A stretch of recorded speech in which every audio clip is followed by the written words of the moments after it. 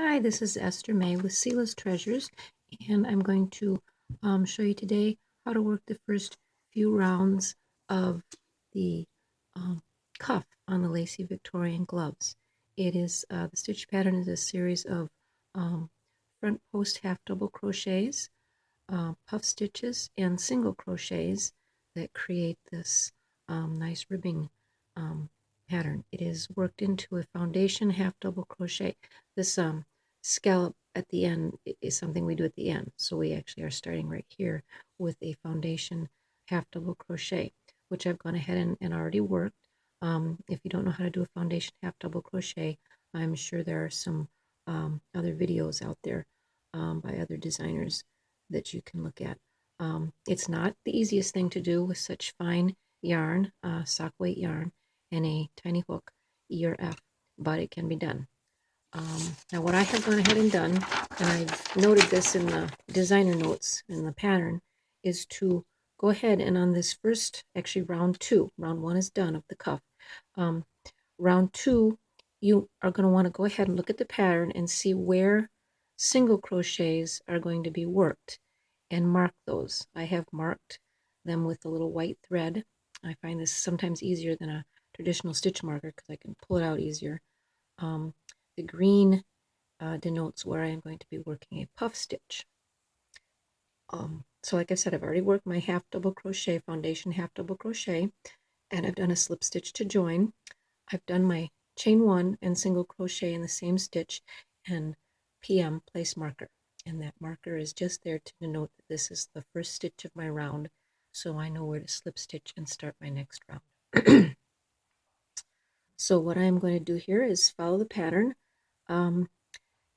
noting that my single crochets are going to go where I've already marked. The reason I do that, when you work a post stitch, you are not working into these top loops, and therefore they can become kind of hidden.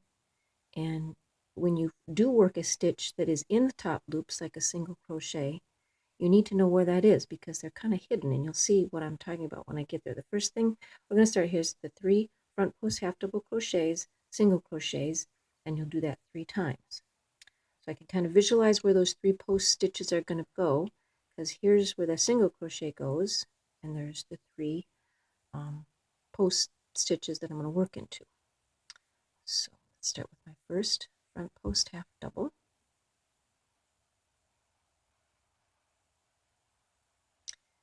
One,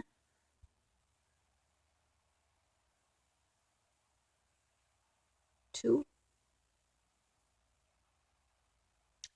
and 3. Now, because this is such fine thread, I hope it's easy to see. That next stitch where my single crochet goes is kind of hidden behind that post stitch, and you might be tempted to want to work your single crochet into this, thinking that's your next stitch. That's your next stitch right there because we've already counted it out, and that's why we mark them ahead of time. Single crochet. Now I'm going to do another 3. 1, 2, 3. I'm not working into this post because this post goes with these top 2 loops that I've already worked. So this is where my next front post half double is going to go. 1,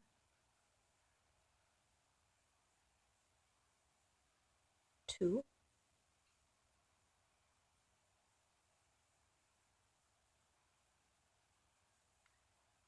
3.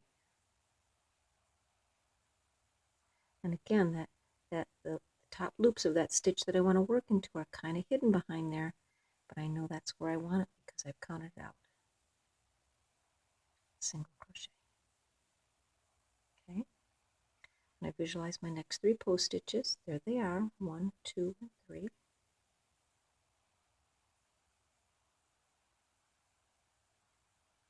1,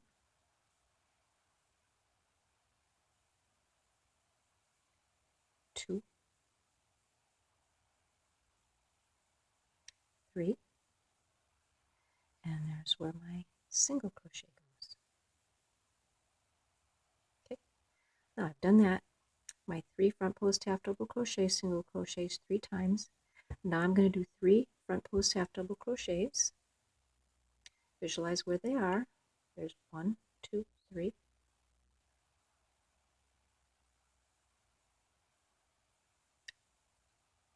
1, 2, and 3.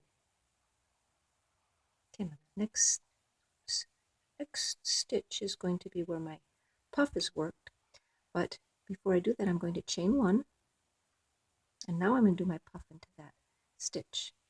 And the way we do a puff on this pattern is to work a half double crochet first. Here's my half double crochet. Now note I did not make a front post half double crochet. I worked that half double crochet into the top loops of the stitch. I'm going to work the puff stitch into the post of this half double crochet that I just made. I'm going to yarn over, I'm going to insert it around that post, yarn over, and pull up a loop. And I'm going to do that 4 times. That was my first time.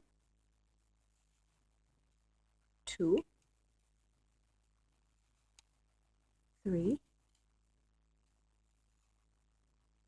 4. Now there should be 9 loops on the hook. 1, 2,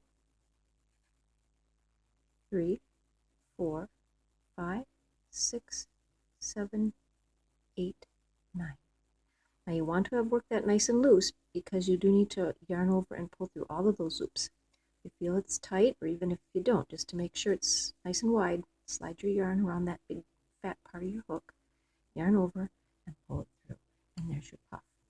Well, it's kind of stretched out right now, but as we continue working our stitches, it's going to come down and not be all stretched out. After that puff stitch, we're going to skip 1 stitch and do 2 front post half double crochets. This is actually the post of the stitch that we just worked into. So this is the next post.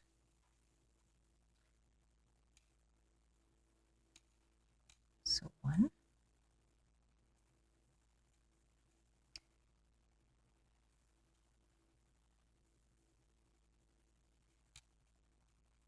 2, 2, and now I'm going to work 4. I'm going to do that last one again. I think I did that. Half double crochet, front post half double crochet. Okay, and I'm right here on my pattern. 2 front post half double crochets, and I'm going to do 4 single crochets. And that 4 single crochets is this center part where your buttons or your beads will eventually go. And I've already marked it. There it is. So I go 1,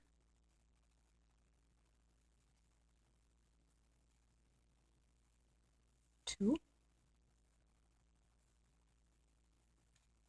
3, 4. And I'm going to 2 front post half double crochets. And remember, you think that this is your next post. That post is the post to this stitch that I just did. This is the post I'm working into. So there's 1,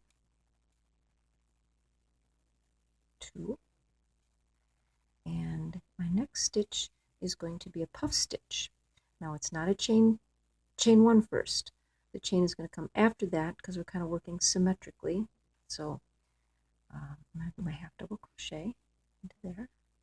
This one's going to be a little bit more difficult just because we don't have the benefit of having that chain in between these 2 posts. So yarn over, go through the post, yarn over, pull up a loop. There's 1. We're doing it 4 times total. 2, 3, and 4. You should have 9 loops on your hook. Get stretched out there. All 9. And there's my puff. Okay, now I'm going to do my chain 1, and I'm going to skip a stitch.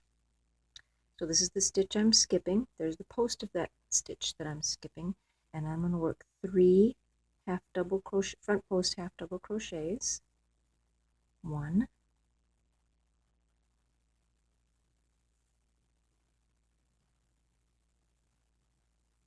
2, 3, and my that stitch should be a single crochet in that marked stitch. Then I've got 3 more. Visualize where they are. There's my posts. 1, 2, 3. 1, 2, 3, and a single crochet. 3 more front post half double crochets. Visualize your posts. There's 1,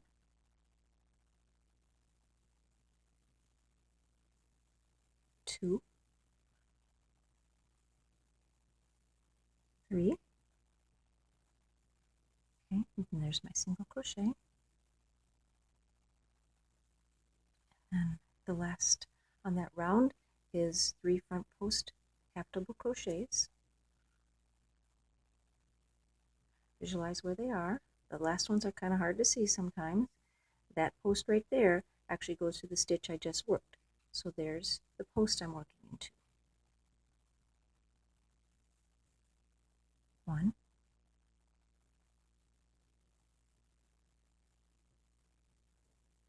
2, and there's my last one. Now that one's a little weird. Let me finish it and then tell you why it's weird. When you do foundation half double crochet or foundation double crochet and then slip stitch to make your circle, you got this gap here at the bottom. We're eventually going to fix that with your scallops at the bottom at the end of the pattern. So that will eventually be pulled through and finished. So you actually don't have a post to work through, you're just kind of working through that. That is the end of round 2 of the cuff. In next video, we will continue working the pattern that we've established here. This is probably the hardest round, but you have established the pattern that you will continue up here. Here's another one that I've started, and I've got a few rows. After that pattern is established that you just did on this row, it's going to become easier and easier to work those front post half doubles because you're working front post half doubles into already existing front post half doubles. Okay, see you on the next video.